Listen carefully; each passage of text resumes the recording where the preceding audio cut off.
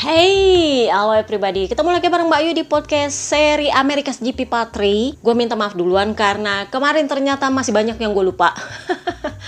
Gue minta maaf karena kali ini nggak tahu kenapa gue pikunya kebangetan. Pantesan kemarin ketika admin akun upload, kok ya tumben pendek-pendek. Biasanya kalau jadi 2 part itu paling nggak 40 menit. Kenapa? Karena emang banyak yang mesti dibahas. So, gue bayarlah itu utang sekarang. Yang kemarin gue lupa adalah Alex Marquez. Jadi ceritanya dia ini crash tepat sebelum kakaknya crash di lap berikutnya. Cuma ternyata kakaknya itu nggak bisa rejoin, dia bisa rejoin. Udah gue bilang, Ducati itu kalau lu pinter, jangan sembarangan rejoin kecuali lu mau rusakin mesin lu. Tetapi untuk kasusnya Alex Marquez, dia rejoin kembali, ya terserah lah kalau dia emang mau kan. Tetapi kembali lagi, kalau kalian rajin baca komenan di blog gue kayaknya pernah bilang sebapuk-bapuknya Ducati, tetap lebih bapuk Honda sama Yamaha. Masih ingat? Gue nggak tahu di mana gue bahas itu.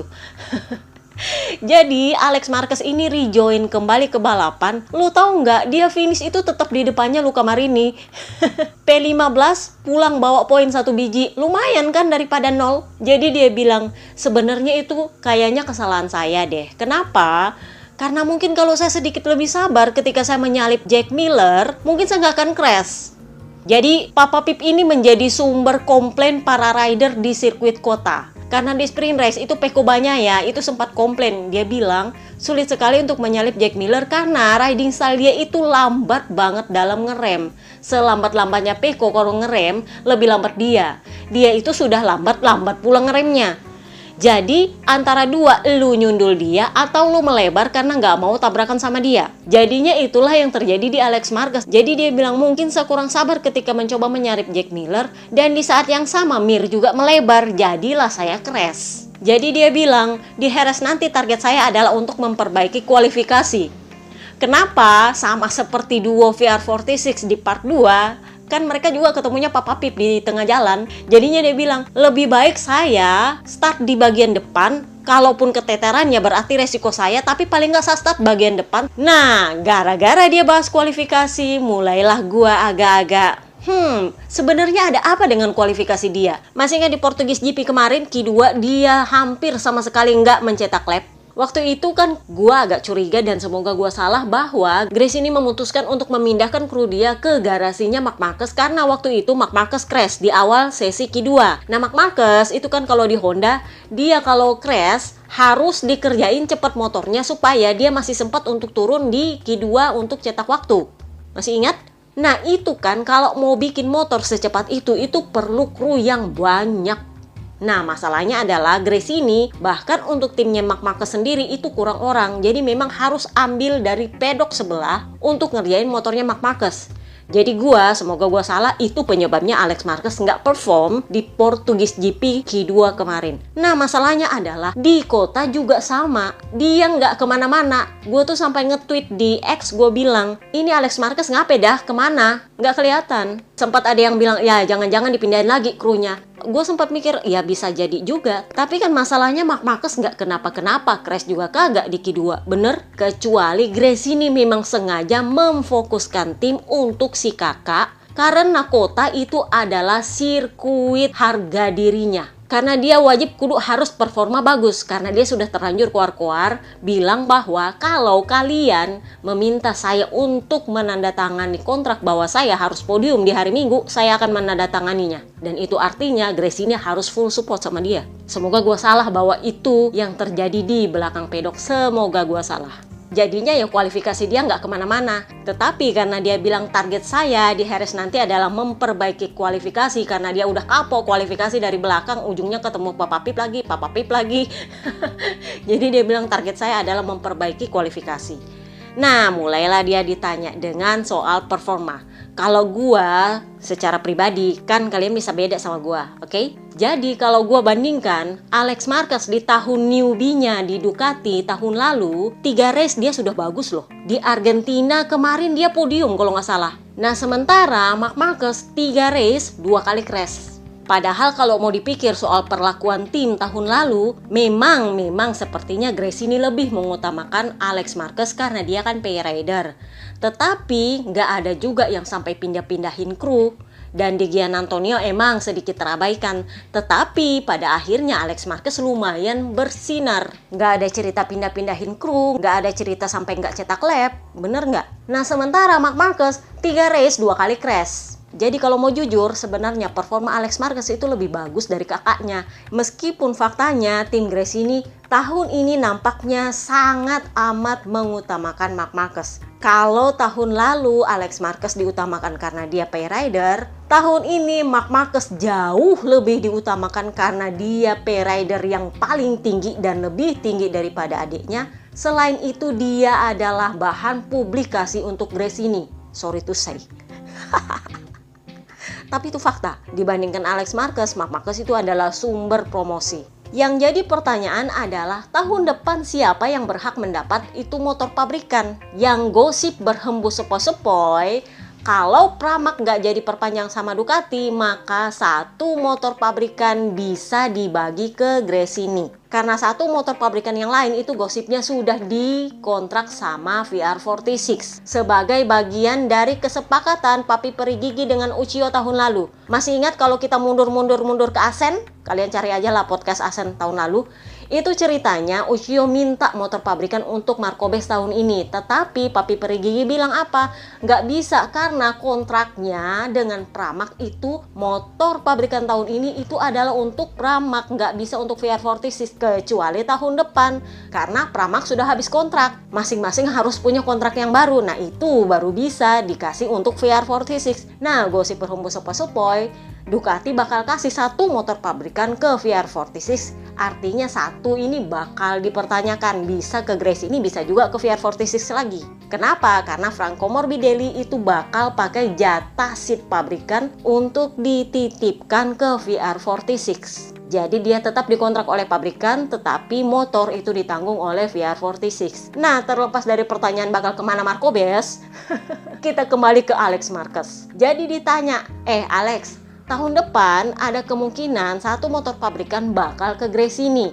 Nah, aturannya adalah rider terbaik di klasemen dalam tim itu yang akan mendapat motor pabrikan. Pirtinyi inyi idili, performa dia apa kabar? Begitu kakaknya masuk, performa dia tenggelam. Kalau masih pakai performanya ala Di Giannantonio tahun lalu, dia berhak dapat motor pabrikan. Sebenarnya kalau dia juga berhak dipromosikan untuk naik pangkat ke tim satelit yang lebih tinggi. Kalau Pramac masih ada. Tapi karena Pramac belum jelas, ya jadinya dia harus rebutan sama kakaknya. Jadi dia ditanya, apakah kamu tidak berniat untuk bersaing lebih ketat dengan kakakmu? Apa kamu nggak nyesal ngajak kakakmu bergabung di tim itu? Jadi dia bilang gini, saya itu sangat tahu kesulitan kakak saya selama ada di Honda. Jadi memang saya tidak membuka mulut saya sama sekali ketika dia belum menyatakan minat dia ke Gresini. Tetapi sepertinya karena dia melihat performa saya bagus tahun lalu, dia mulai bertanya-tanya bagaimana di Gresini, seperti apa suasananya, dan saya memberikan jawaban yang sebenarnya. Dan itulah yang membuat dia tertarik bergabung dengan Gresini, dan saya memberikan dukungan saya sebagai seorang adik. Nah,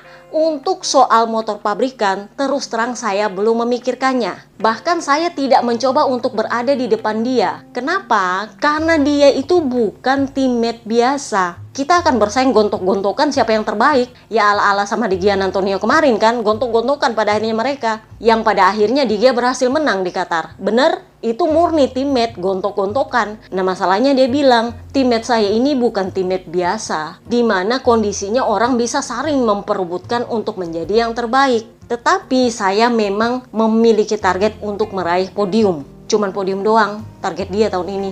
Kasihan gak sih? Karena kakaknya targetnya menang, kalau bisa Jurdun. Sorry tuh saya kalau gue bilang kasihan loh dia ini. Dia ini sebenarnya anak baik, cuma lagi-lagi kakaknya. Gue nggak tahu apakah santan instan ke saudara itu lebih pahit daripada santan instan ke musuh, gue nggak ngerti. Tapi di satu sisi gue rasa juga dia sebagai adik membalas santan instan yang diberikan oleh kakaknya. Ketika dia di Honda, dia langsung naik ke tim pabrikan sebagai bagian dari pelicin 4 tahun kontrak kakaknya. Masih ingat? Jadi gua rasa ini adalah bagian dari dia membayar santan instan dia ke kakaknya. Cuman kalau menurut gua agak-agak kurang fair karena dia ini baik banget jadi adik.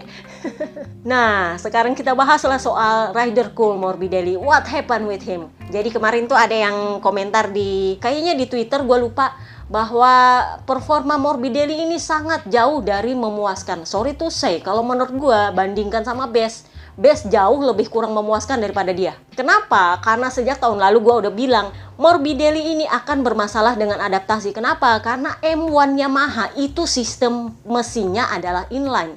Dia pindah ke Ducati V4 dengan langsung ke motor pabrikan, itu big jump, lompatan besar. Bahkan kalaupun dia ikut winter test, belum tentu dia akan berhasil seberhasil Marc Marquez. Kenapa? Karena Marc Marquez pindah dari V4 ke V4, cuman beda balance doang. Sementara Morbidelli itu pindahnya dari inline ke V4, itu emang beda jauh. Kalau Marc Marquez itu nggak terlalu jauh. Yang penting banyak ginder, mungkin bisa selesai masalahnya. Nah, masalahnya adalah Morbidelli sudah dia pindah sistem mesin, dia cedera pula, dia melewatkan semua winter testnya. So, mau bilang, oh alasan aja cedera. Hey, cedera itu bukan dia cari-cari masalahnya. That's the problem. Kecuali kalau dia cedera ketika race atau ketika akhir pekan, ya itu nyari-nyari cedera. Lah dia jatuh, dia sendiri nggak tahu kenapa jatuh.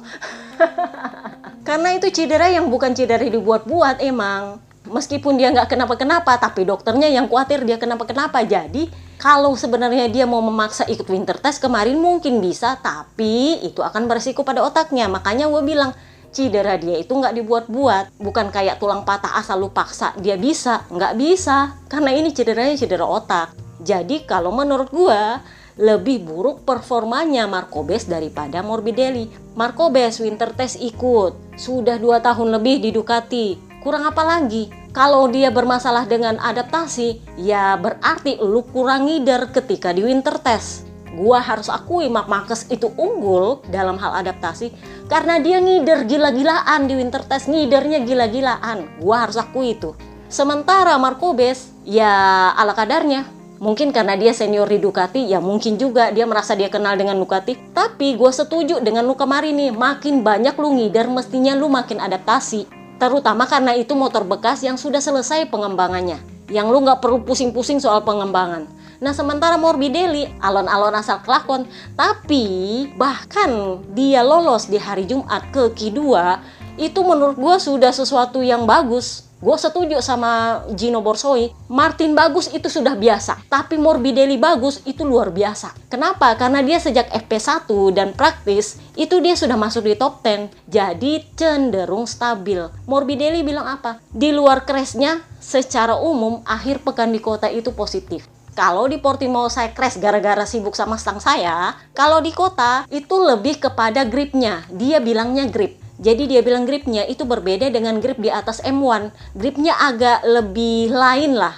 Kalau gue pikir sih sebenarnya itu masalah chatter. Cuman dia mungkin karena masih newbie jadi dia nggak tahu itu chatter apa bukan. Karena yang tahu masalah chatter itu hanya rider senior. Cuman Pecco, cuman Martin, cuman Enea. Karena mereka yang merasakan motor GP23. Sementara Morbidelli itu betul-betul baru merasakan Desmo GP24.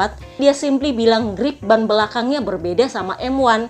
Jadinya saya tidak bisa memprediksi ketika ban saya tergelincir dan saya crash. Sedangkan para rider yang memakai Desmo GP24 aja ngeluh soal chatter di sirkuit kota ya, apalagi Morbidelli. Cuman kan dia nggak tahu itu perkara chatter ada apa enggak. Yang dia tahu gripnya beda. Nah, jadi dia bilang secara umum akhir pekan saya positif karena saya sudah bisa cepat bahkan sejak hari Jumat pagi. Dan itu konsisten sampai di sesi praktis prakualifikasi hari Jumat sore. Kualifikasi juga bagus, jadi secara otomatis dia masuk Q2 dan itu akan lebih gampang dia meraih grid. Jadi dia bilang kita akan memulai dari titik ini untuk bisa maju di Jerez. Nah, apa kabar dengan Pangeran Drakor Takaki Nakagami?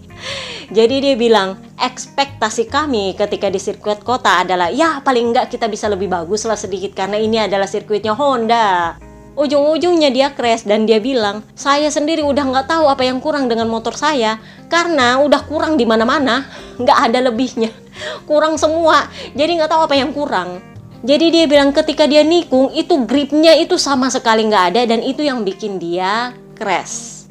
Nah, apa kabar rider sengak Johan Zarco? Nah, dia ini juga salah satu yang komplain soal Papa Pip. Jadi dia bilang, saya itu agak kesulitan karena saya harus mulai dari belakang, jadi nggak bisa kemana-mana, harus gontok-gontokan di belakang. Tapi karena dia adalah rider newbie-nya Honda, sama seperti Luca Marini, jadi dia nggak mau menuduh bahwa perkembangan Honda ini ke arah yang salah seperti Papa Johan. Jadi dia bilang, tugas saya adalah memberikan data ke teknisi dan mereka yang mengolahnya. Saya memberikan umpan balik yang mereka perlukan, yang mana saya unggul dalam hal detail. Jadi dia nggak mau ngomentarin soal perkembangan yang salah arah ala-ala Papa Johan. Nah, apa kabar Papi Peripuik?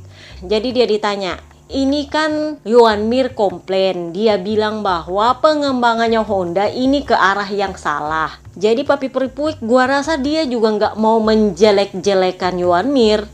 Jadi dia cuman bilang, yang pasti kami sedang melakukan perubahan, Jepang melakukan restrukturisasi besar-besaran, kami mengubah budaya kami yang dulunya sedikit kaku, sekarang lebih terbuka. Perubahan memang sedang terjadi di Honda, tetapi masalahnya adalah perubahan itu hanya teori, tidak terlihat di track. Nah, ini yang sedang berusaha kami temukan solusinya. Jadi ya gosip berhembus sepoi-sepoi, dia ini nggak bakal diperpanjang kontraknya sama Honda. Masih ingat tahun lalu gue bilang ketika Marc Marquez memutuskan hengkang dari Honda, otomatis Repsol nggak punya keterkaitan dengan Honda lagi. Di mana tahun ini Honda memutuskan untuk mengecilkan logonya Repsol. Nah, Repsol ini gosip berhembus sepoi-sepoi di belakang itu adalah backingnya Papi Peripuik. Jadi katanya dari sono, semoga gue salah, katanya sih dia nggak bakal diperpanjang lagi, dan gosip berhembus sepoi-sepoi banget itu Lucio Cesinello yang bakal gantiin. Para petinggi Honda itu kan banyak yang dicopot tuh. Nah, Cesinello itu salah satu yang lama di situ. Jadi kemungkinan besar Cesinello yang dipercayakan. Karena kan kuota sudah nggak ada. Nah, kalau Papi Peripuik udah nggak ada, otomatis para petinggi Honda yang ada di Honda MotoGP itu hampir semua orang baru. Jadi memang Cesinello itu adalah kandidat kuat katanya untuk menggantikan Papi Peripuik kalau Papi Peripuik nggak diperpanjang kontraknya sama Honda, karena memang kontrak dia kan sampai tahun ini sama dengan Papi Lin Jarvis. Nah, sekarang kita bahaslah rider Biancarok di kota kemarin. Papa Pip, Jack Miller, gue tuh kemarin nyari-nyari wawancara dia. Sebenarnya ada apa dengan dia? Jadi dia bilang, ya terus terang saya mengakui bahwa saya tidak cepat di kota. Dan saya mengakui riding style saya yang jadi bahan komplain para rider itu adalah cara saya untuk tidak disalip oleh orang. Jadi dia sengaja seperti itu. Sengaja nutup-nutup line, sengaja untuk susah disalip. Jadi dia bilang, ya itu cara saya untuk tidak disalip. Gua rasa ini yang menjadi bahan media ABR dan KTPS untuk mulai berbunyi-bunyi untuk gimana kalau Pedro Acosta itu ditukar sama Papa Pip tahun ini. Karena menurut mereka, Papa Pip nggak pantas untuk pakai RC16 pabrikan. Jadi mereka minta Papa Pip ditukar sama Acosta tahun ini juga. Saking Papa Pip itu menghalangi Johan Mir dan bikin Alex Marquez crash. Nah, itu yang ditanya ke Pit Bierer. Pit Bierer bilang gini, itu sebenarnya nggak mustahil, mau tukar guling rider itu nggak mustahil, karena kan kemarin Pol Espargaro juga ditukar guling kan. Jadi dia bilang sebenarnya nggak masalah soal tukar guling rider, karena semua rider kami itu ada di bawah kontrak pabrikan KTM. Jadi KTM itu punya hak untuk tukar guling, siapa mau kemana itu terserah mereka. Tetapi itu tidak akan terjadi di musim ini, harus tunggu musim selesai. Jadi Papa Pip ya masih sedikit dikasih kesempatan lah untuk bertahan untuk musim ini. Tahun depan kita nggak tahu apakah dia bakal turun ke gas-gas atau justru didepak, nggak tahu. So kita sudah bahas semua para rider, kita bahaslah apa yang terjadi di Ducati. Kemarin Papi Perigigi bikin pernyataan. Kenapa? Karena di part 2 kan yang dibahas ada Claudio Domenicali. Nah, dibahaslah Papi Perigigi, ditanya, menurut Anda bagaimana performa para rider? Jadi yang pertama dia puji adalah Enea Bastianini sebagai Ducati terbaik yang lolos di kota kemarin. Jadi dia bilang, Enea Bastianini pada akhirnya berhasil membuktikan bahwa dia adalah salah satu protagonis yang patut diperhitungkan. Musim ini adalah musim yang penting untuk Enea Bastianini. Dan sekarang dia bertengger di posisi 2 klasemen. Di sisi lain untuk Martin itu bukanlah akhir pekan yang menyenangkan untuk dia. Jadi seperti yang gue bilang di part 2 kemarin, ada kemungkinan Pecco Bagnaia mundur dan menepi dari perebutan Jordan tahun ini karena dia tahu Enea Bastianini dan Martin itu sedang rebutan seat Adipati Ducati. Jadi dia nggak mau menghambat salah satunya, dia juga nggak mau mendukung salah satunya. Jadi dia akan membiarkan dua orang ini rebutan di depan, dia akan mundur di belakang. Kecuali memang memungkinkan untuk dia menang, dia nggak akan pusing sama yang di belakang. Jadi ini kasusnya sama dengan semboyanya Jack Miller ketika dia masih jadi teammate-nya Pecco Bagnaia. Gue lupa di seri Thailand 2 tahun lalu kalau nggak salah. Waktu itu Jack Miller bilang, team order itu nggak berlaku kalau kamu memimpin race. Jadi apapun yang terjadi di belakang terserah. Itu baru Pecco kekeh. Tapi kalau dalam kondisi dia ada di tengah-tengah dan ada Martin dan Enea di situ, dia akan lebih cenderung menepi dan membiarkan dua orang ini gontok-gontokan di depan karena musim ini adalah musim yang penting.